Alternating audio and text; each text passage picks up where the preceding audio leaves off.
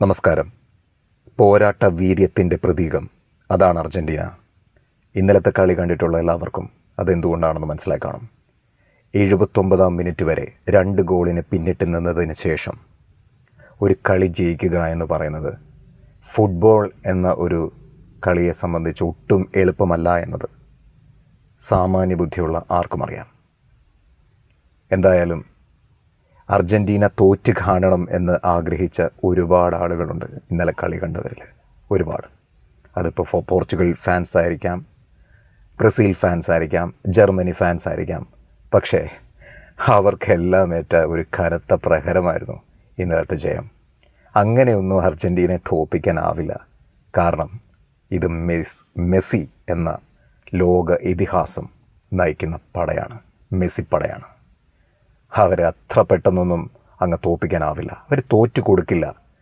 കളി തീരുന്നതിന് അവസാന നിമിഷം വരെ അവരുടെ കൈയും മേയും മറന്ന് അവർ പൊരുതും അവരുടെ രാജ്യത്തിനായി. അതുകൊണ്ടാണ് ലോകമെമ്പാടുമുള്ള ഫുട്ബോൾ പ്രേമികൾ അർജൻറ്റീന എന്ന ടീമിനെ നെഞ്ചിലേറ്റിയിരിക്കുന്നത്. അത് മാത്രമല്ല, ഈ പറയുന്ന പോലെ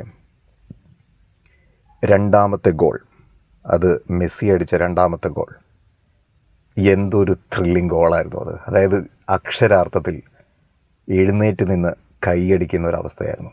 അതുപോലെ വെൽ കോർഡിനേറ്റഡ് ആയിട്ടുള്ള ഒരു ഗോളായിരുന്നു അത്. മെസ്സിയെ സംബന്ധിച്ച് ഇത് തോൽക്കാൻ, അതായത് തോറ്റു കൊടുക്കുക എന്ന് പറയുന്നത് ആ കരിയർ തന്നെ അവസാനിപ്പിക്കുന്നതിന് തുല്യമാണ്. കാരണം ഒരു പെനാൽറ്റി മിസ്സാക്കിയിട്ടിരിക്കുകയാണ്. അത്രയും പ്രഷറുണ്ടായിരുന്നു പുള്ളി ശരിക്കും കൈയും മേയും മറന്ന് ഇനി ഒരു കാരണവശാലും ഈ കളി ഞാൻ തോറ്റു കൊടുക്കില്ല എന്നൊരു ഡിറ്റർമിനേഷൻ അത് മെസ്സിയുടെ പ്രകടനത്തിൽ ഉടനീളമുണ്ടായിരുന്നു. കാരണം അത്രയധികം, ഒരുപക്ഷെ ഇത് അദ്ദേഹത്തിൻ്റെ അവസാന ലോകകപ്പായിരിക്കാം. സ്വന്തം ഒരു പെനാൽറ്റി മിസ്സാക്കി അങ്ങനെ കളി തോക്കുന്നൊരവസ്ഥ, അത് മെസ്സിയെപ്പോലൊരു കളിക്കാരനെ സംബന്ധിച്ച് ഒരിക്കലും ഓർമ്മിക്കപ്പെടാൻ ആരും ആഗ്രഹിക്കുന്ന ഒരു കാര്യമായിരിക്കില്ല. പ്രത്യേകിച്ച് മെസ്സിക്ക് അതൊരു വലിയ ബ്ലാക്ക് മാർക്കായി മാറും. അതുകൊണ്ട് തന്നെ കൈയും മേയും മറന്ന് മെസ്സിയെ സപ്പോർട്ട് ചെയ്യുന്ന, മെസ്സിയെ അതുപോലെ അധികം സപ്പോർട്ട് ചെയ്യുന്ന മെസ്സിയുടെ കൂടെയുള്ള സഹകളിക്കാരും കൈയും മേയും മറന്ന് കളിച്ചു. ഒടുവിൽ ഗംഭീരമായ വിജയം. ഫുട്ബോൾ പ്രേമികൾക്ക് ഒരു സദ്യ തന്നെയായിരുന്നു. ഈ രീതിയിൽ തന്നെ പോരാട്ട വീര്യം അവർ കാത്തു സൂക്ഷിച്ചാൽ തീർച്ചയായും മെസ്സിയുടെ നേതൃത്വത്തിൽ രണ്ടാമതും കഴിഞ്ഞ പ്രാവശ്യം ആദ്യത്തെ ലോകകപ്പ് മെസ്സിയുടെ നേതൃത്വത്തിൽ, അതുപോലെ രണ്ടാം ലോകകപ്പും തുടർച്ചയായ രണ്ടാം ലോകകപ്പ് അർജൻറ്റീന നേടും. പിന്നെ എനിക്കൊരു അർജൻറ്റീന ഫാൻ ആണെങ്കിൽ പോലും എനിക്കൊരു ചെറിയൊരു കല്ലുകടിയായിട്ട് തോന്നിയത്, ഈ പെനാൽറ്റി കിട്ടുമ്പോൾ ഇനി തുടർന്നുള്ള കളികളിൽ അർജൻറ്റീന ശ്രദ്ധിക്കേണ്ട ഒരു കാര്യം, പെനാൽറ്റി കിട്ടുമ്പോൾ മെസ്സി ഒരു കാരണവശാലും അതടിക്കാൻ പോകരുത്. അതൊരു യാഥാർത്ഥ്യമാണ്. പെനാൽറ്റിയുടെ കാര്യത്തിൽ മെസ്സിക്ക് ചില വീക്ക്നെസ്സും ഉണ്ട്.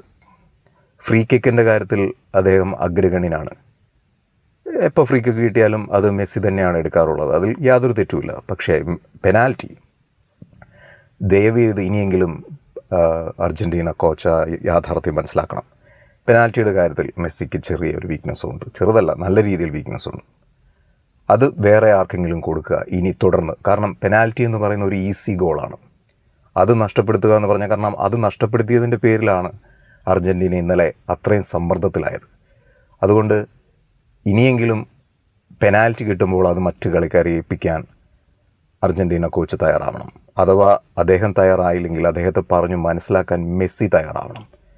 അത് ആസ് എൻ അർജൻറ്റീന ഫാൻ അതെൻ്റെ ഒരു വലിയൊരു ആഗ്രഹമാണ്. ഇനിയെങ്കിലും ആ ഒരു തിരിച്ചറിവ് അർജൻറ്റീന ടീമിനുണ്ടാവണം.